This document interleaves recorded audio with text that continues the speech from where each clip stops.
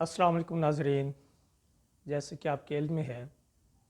کہ وزیر اعظم عمران خان کے خلاف تحریک عدم اعتماد پیش کر دی گئی ہے، اور اس وقت پاکستان میں سیاسی سرگرمیوں میں بہت تیزی آ چکی ہے اور مختلف جماعتیں ایک دوسرے سے رابطے کر رہی ہیں۔ اپوزیشن کی جماعتیں حکومت کی اتحادی جماعتوں کو توڑنے کی کوشش کر رہی ہیں اور حکومت کے ممبران کو توڑنے کی کوشش کر رہی ہیں۔ دوسری طرف حکومت اپوزیشن کے ارکان کو توڑنے کی کوشش کر رہی ہے اور ساتھ ساتھ اپنے ممبران کو، اپنے ایم این ایز کو دھمکیاں بھی دے رہے ہیں کہ جس دن تحریک عدم اعتماد پہ ووٹنگ ہوگی اس دن عوامی سمندر ہوگا ایک، اور ان عوامی نمائندوں کو، ایم این ایز کو، عوام کو فیس کرنا پڑے گا، اور اگر کوئی تحریک عدم اعتماد میں عمران خان کے خلاف ووٹ دیتا ہے تو اس سے پھر عوامی غیظ و غضب کا سامنا کرنا پڑے گا۔ تو یہ بھی صورتحال چل رہی ہے۔ اس وقت پورے ملک میں سیاسی طور پر ایک غیر یقینی کی صورتحال ہے۔ اس وقت یہ واضح نہیں ہے کہ اسٹیبلشمنٹ واقعی ہی نیوٹرل ہے یا بظاہر نیوٹرل ہے اور اندر خانے کچھ اور گیم چل رہی ہے۔ تو اسی طرح سے کتنی اتحادی جماعتیں اپوزیشن کی طرف جائیں گی، کتنے حکومتی ارکان اپوزیشن کی طرف جائیں گے، یا کتنے اپوزیشن کے ارکان ٹوٹ کے حکومت کی طرف آ جائیں گے،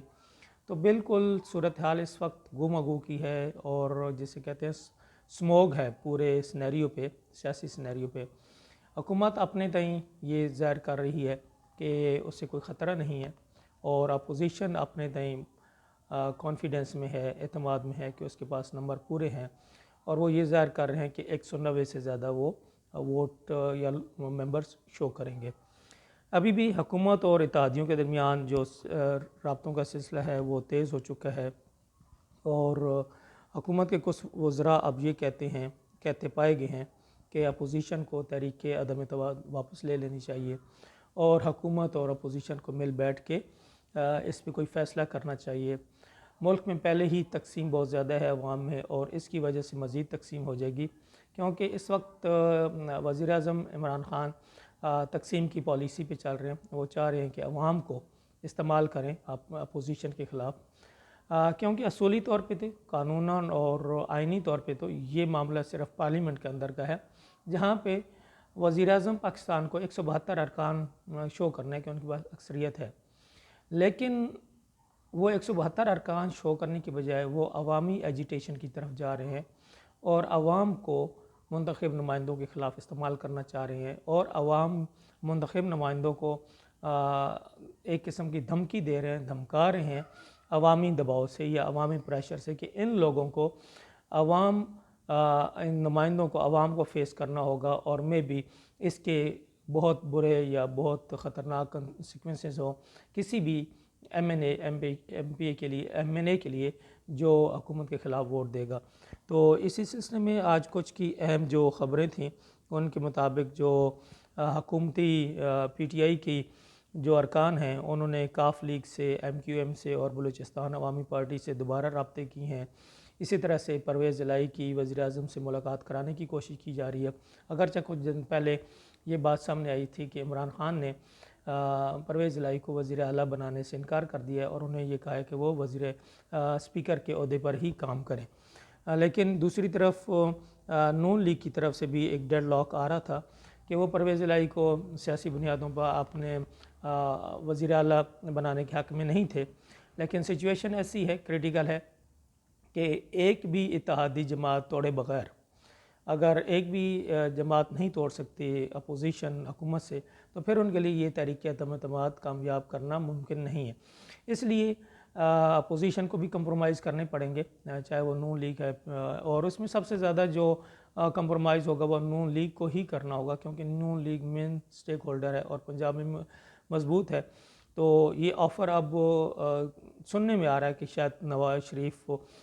پرویز الہی کو ایز وزیر اعلیٰ قبول کر لیں۔ دوسری طرف جہانگیر ترین کا جو فیکٹر ہے وہ بھی بڑا اہم ہے کہ ان لوگوں کا بھی آج اجلاس ہونے جا رہا ہے، اور ذرائع کا کہنا ہے کہ تحریک انصاف کی جو کور کمیٹی کا اجلاس ہے وہ آج ہوگا، اور اس میں تحریک عدم اعتماد کے بارے میں آج حکمت عملی طے کی جائے گی۔ دوسری جانب جو جہانگیر ترین گروپ ہے اس نے بھی اپنا مشاورتی اجلاس طلب کر لیا ہے، جہانگیر ترین کی رہائش گاہ پہ آج شام 3 بجے ہے۔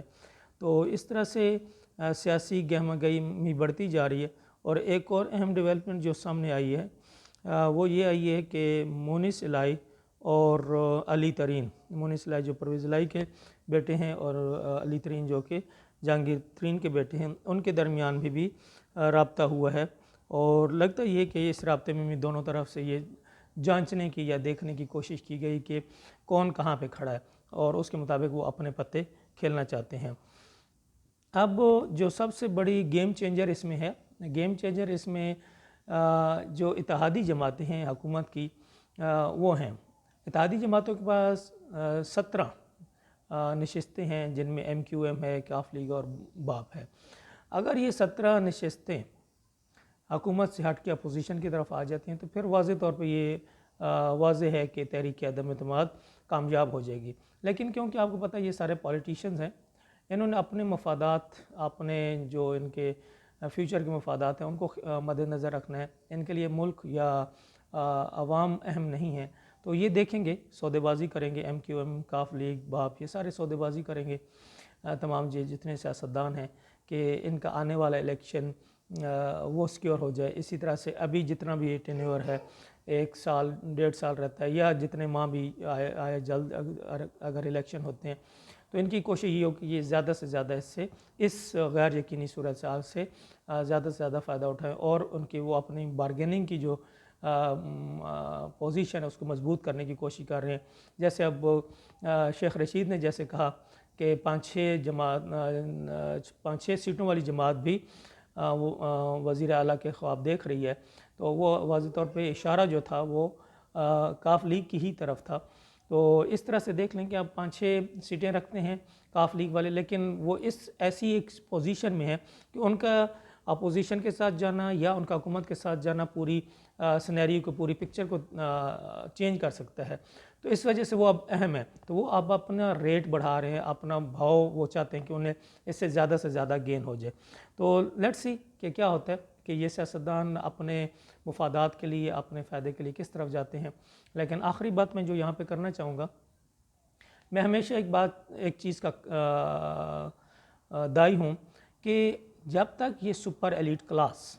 جو تمام جماعتوں کی مجموعی طور پر کہا جاتا ہے کہ سپر ایلیٹ کلاس، یہ کچھ فیملیز ہیں جو مختلف خاندانوں پہ مشتمل اور مختلف سیاسی جماعتوں کے اندر یہ پھیلے ہوئے ہیں، بکھرے ہوئے ہیں، تو جب تک یہ سپر ایلیٹ کلاس پاکستان مسلط ہے، چاہے وہ نون لیگ کی صورتحال میں ہے، چاہے وہ پی ٹی آئی کی صورتحال میں ہے، چاہے وہ پی پی پی کی صورتحال میں ہے، چاہے وہ اے این پی کی صورتحال میں ہے، تو یہ جو چاہے کاف لیگ کی صورتحال میں، یہ جو سپر ایلیٹ کلاس ہے، اس سے جب تک عوام، جب تک پاکستان چھٹکارا حاصل نہیں کرے گا، پاکستان تبدیل نہیں ہو سکتا۔ اس کی بیسک وجہ یہ ہے کہ میں آپ کو بار بار کہتا ہوں کہ پاکستان کے جو وسائل ہیں ان وسائل پہ یہ سپر ایلیٹ کلاس مسلط ہے۔